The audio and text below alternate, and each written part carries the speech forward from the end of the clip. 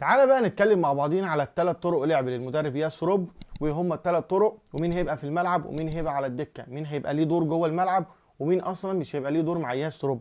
خليني اقول لك في الاول ان الثلاث طرق لعب هم 3 4 3 و4 3 3 و3 5 2. فخليني كده في الاول اتكلم معاك على الطريقه الاولى، وهي طريقه 4 3 2 1. والتشكيله هتكون ازاي؟ التشكيله بالنسبه لي هتكون الشناوي في حراسه المرمى، ياسر ابراهيم في قلبي دفاع بجانبه طبعا ياسين مرعي، محمد هاني. واعتقد هنا زي ما قلت لك ان الاظهره هتكون لها دور كبير قوي مع ياسر روب. محمد هاني هنا اللي هياخد ادوار كبيره قوي لحد هنا منطقه جزاء الخصم، وطبعا ياسر روب بيحب طبعا الظهير اللي بيقدر يضم لجوه ويعمل لك هنا كثافه هنا عدديه قدام منطقه جزاء الخصم.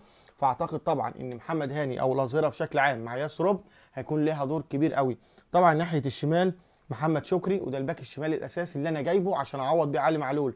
طب كوكا هيقدر يقوم بالادوار دي؟ طبعا هيقدر يقوم بيها، ولكن كوكا يقدر يأدي المنطقه دي؟ بيأديها، ولكن طبعا مش بنفس كفاءه نص الملعب. نيجي بقى لنص الملعب ورقم 6، ويحصل اختلاف كبير. ناس تقول لك هنا مروان عطيه، وناس هتقول لك ديانج، ولكن في الفتره دي انا بقول لك مروان عطيه، لان مروان عطيه هنا بيقدر يستلم بظهره، بيقدر طبعا يبدا مرحله التحضير ويطلع هنا بالكره لحد نص ملعب الخصم. على يمين مروان عطيه هيكون محمد علي بن رمضان، وعلى شماله طبعا هيكون امام عاشور لما يرجع من الاصابه ان شاء الله. هيكون هنا اتنين اجنحه، على اليمين زيزو وعلى الشمال هيكون تريزيجيه. وياسر روب اصلا عارف تريزيجيه لانه قابله هنا في دوري ابطال اوروبا في الدور التمهيدي لما كان مع كوبنهاجن، وكان بيلاعب هنا طرابزونسبور اللي كان متواجد فيه تريزيجيه. في الامام طبعا جراديشار. دي التشكيله لو النادي الاهلي او ياسر روب لعب بطريقه 4 3 2 1. طيب لو المدرب ياسر روب قرر انه يلعب بطريقه 3 4 3، فالتشكيله برضه هتكون محمد الشناوي في حراسه المرمى، 3 قلبي دفاع. على اليمين هنا محمد هاني، ومحمد هاني بيأدي المنطقه دي مع منتخب مصر بطريقه كويسه جدا. فاعتقد ان المدرب يعتمد على محمد هاني في حاله انه لعب بطريقه 3 4 3. في نص هنا ليبرو هيكون ياسر ابراهيم، على الشمال هنا ياسين مرعي.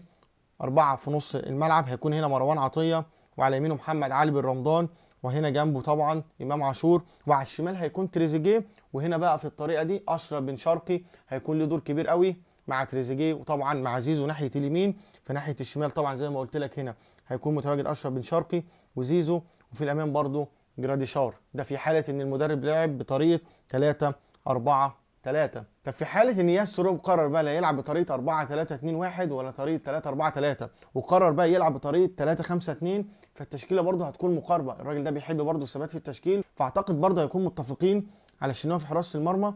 الثلاثه هنا في خط الدفاع طبعا محمد هاني زي ما قلت لك لانه لعب الدور ده كبير قوي معانا مع منتخب مصر واداها كويس جدا. ياسر ابراهيم، وعلى الشمال هنا ياسين مرعي. هنحط برضه هنا مروان عطيه، وجنبه هنا محمد علي بن رمضان، وهنا امام عاشور وتريزيجيه.